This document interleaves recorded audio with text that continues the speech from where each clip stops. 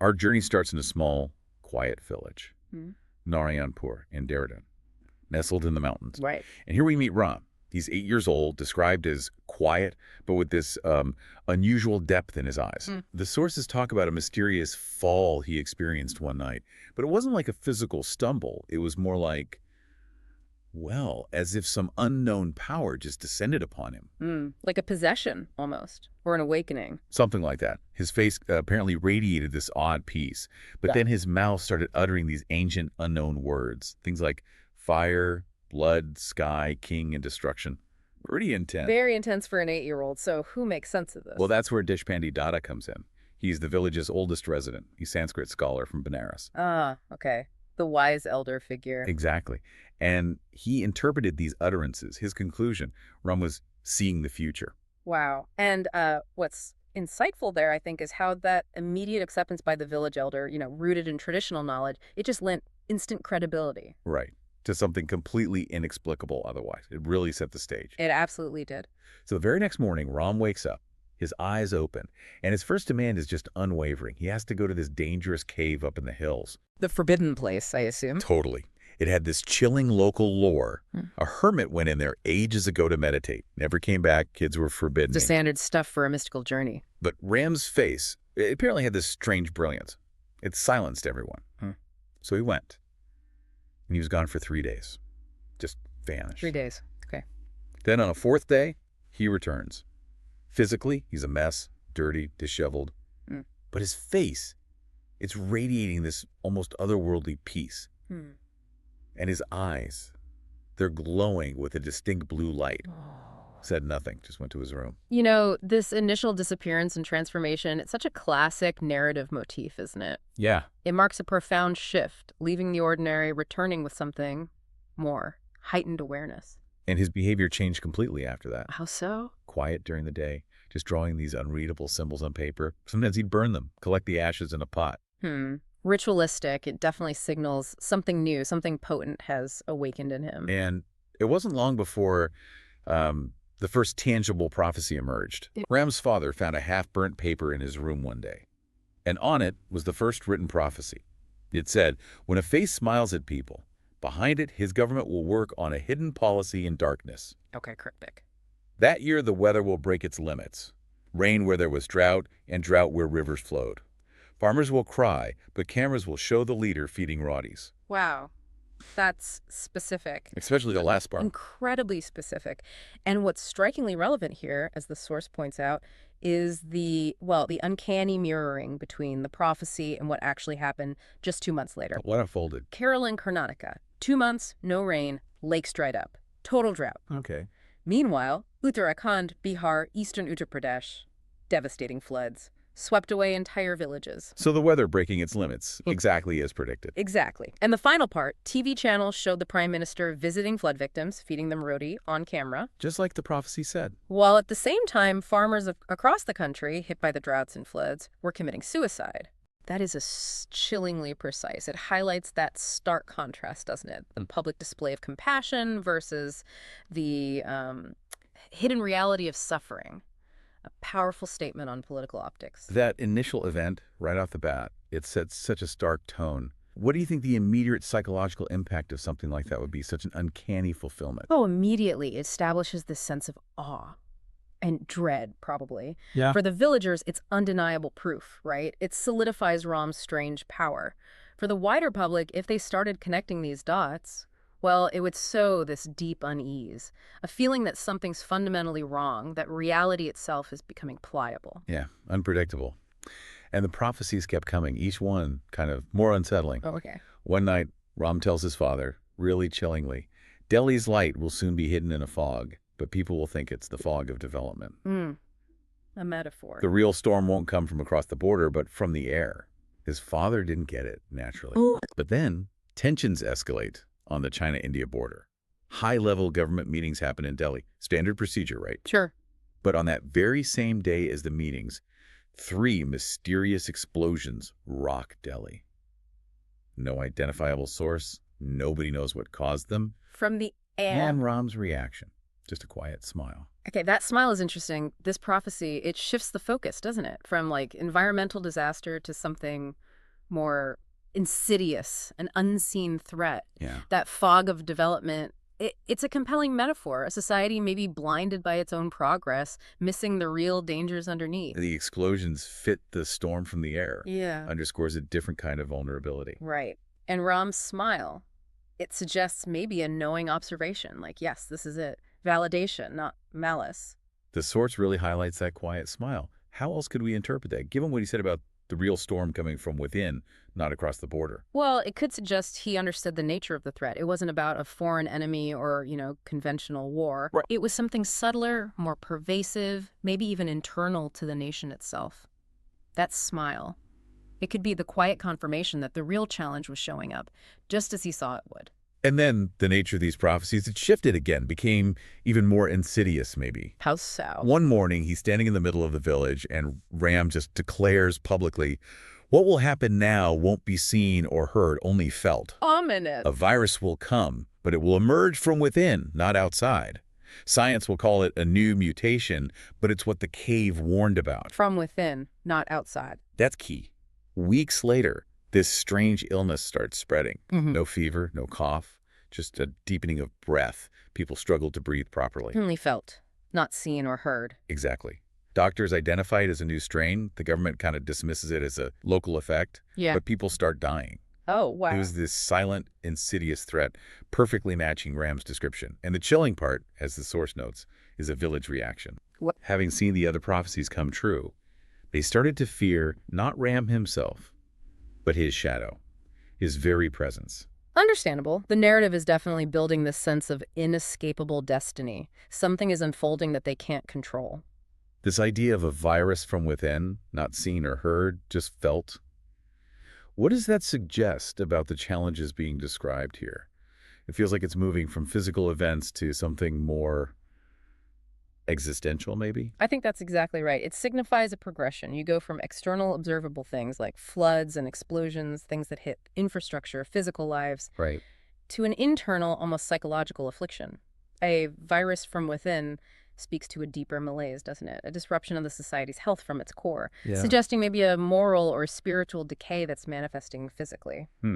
Deeper than just politics or weather. Much deeper. The next prophecy touched on another basic need, food. Ram spent a night alone just looking at the sky, muttering. What did he say this time? "Now famine will come, and with it, a face that will assure everyone, but beneath it will hide true fear." The assuring face. Another recurring theme. And then a stark crisis. Wheat crops in some regions just withered, suddenly. In Punjab, temperatures hit over 49 degrees Celsius. Fields were burning up. Oh my God, 49 degrees! Yeah. The government, initially, denied there was a problem. Standard procedure again, perhaps. Denial. Right. But eventually, they had to halt wheat exports. It was undeniable. And then the prime minister appeared on television. Let me guess. Assuring everyone. Assuring the nation of sufficient reserves. And Ram smiled again. That smile again. This prophecy, it really highlights that tendency, doesn't it? To deny uncomfortable truths, especially for people in power. Yeah. The assuring face is such a critical detail. It's classic political maneuvering, trying to keep calm when there's genuine fear, genuine scarcity. And the source is so precise, detailing the crop failures, the heat, alongside the government response. It makes the fulfillment really compelling. It absolutely does. It underscores that gap between the official story and the reality on the ground. It's interesting, this pattern of public denial versus unfolding reality. What does this specific prophecy tell us about maybe the broader human tendency?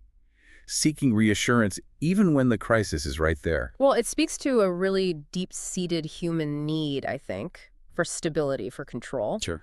When faced with chaos, leaders often provide that veneer of calm, and the public often wants to believe it. We crave normalcy. Yeah, we do.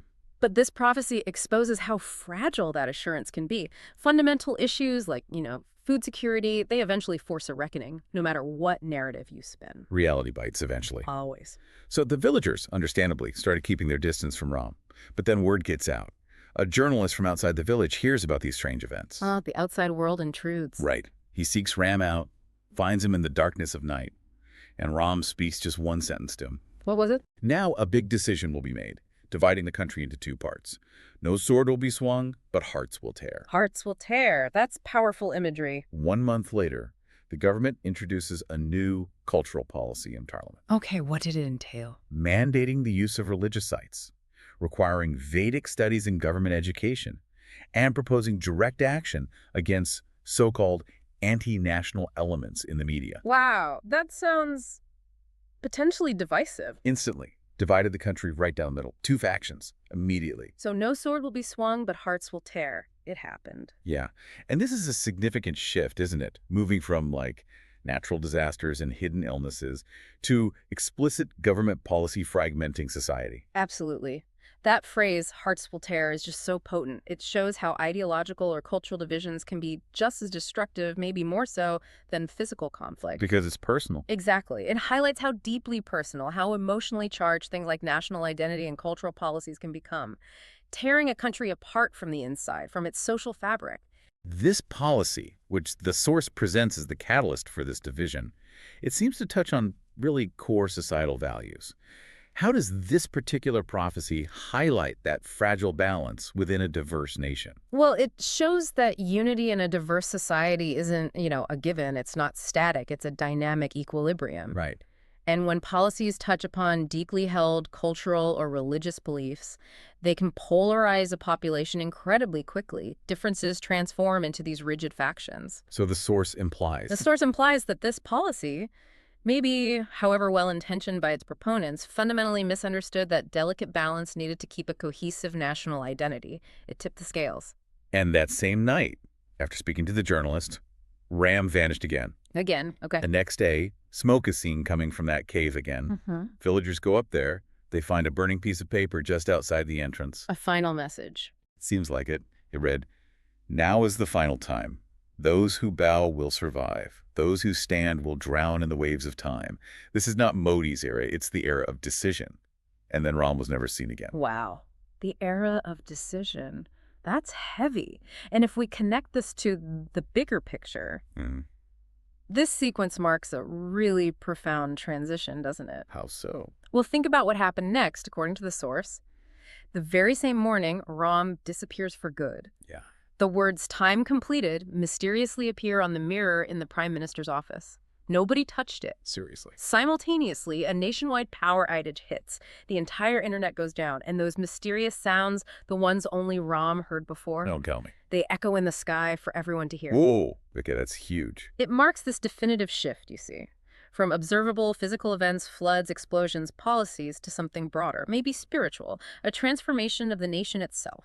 It signals a change that just transcends conventional understanding. Rules are changing. The narrative is telling us the fundamental rules of reality are shifting. This simultaneous, inexplicable, nationwide shutdown, combined with the PM's personal experience with the mirror, it suggests a move from the observable to the truly unseen, doesn't it? Yeah. What does the source imply is happening here on a fundamental level? I think the source implies a kind of cosmic recalibration, almost like an unseen hand is hitting reset on the national operating system. Resetting the system. Yeah. The power outage, the internet shutdown, they symbolize detachment from external technological control, right? Forcing an internal reevaluation. Makes sense. And the mysterious sounds, now heard by everyone, it suggests a collective awakening, maybe to a new form of communication or consciousness that was previously only accessible to Ram. So back in Delhi, the Prime Minister is sitting alone, dark room, 4 maps out on his desk. Absolutely. Water crisis, virus spread, crop production, internal unrest, all of them showing this common, strange decline. Everything's going wrong. And Ram's name. It's mentioned in every third intelligence report. He's not just a village boy anymore, he's a silent storm. Acknowledged at the highest level, then. And then the PM gets a secret message. Just 3 words. Which were? He is in the capital. Chilling. This moment, it really underscores the helplessness of traditional power, doesn't it? When faced with something you can't quantify. Yeah, the maps aren't helping. Exactly. The PM's relying on maps, intelligence reports, trying to grasp a problem that defies all conventional analysis. Ram's presence in the capital, unseen but felt, signifies this transformation is now hitting the very heart of the nation's leadership. So what does the PM do? His eyes become still, the source says. He makes a call. Not to find out where Ram is, No. but to ask, when will he appear before me? Wow. Acceptance or challenge. The reply he gets, that time isn't on your calendar. He brings time with him. Oof. Powerful stuff. Time itself is being redefined. And then something extraordinary starts happening across the country. Yeah. 9 states simultaneously. This spontaneous phenomenon they call ramchetna, ram consciousness. Ram consciousness. Children. Yeah. In schools. Yeah. Suddenly just stand up and demand to learn what Ram said. They want to see what eyes don't see. Children again. Interesting. The government tries to dismiss it, calls it digital hypnotism, but nobody can explain how the voice, the message of a child nobody has seen is reaching all these kids. This widespread, seemingly spontaneous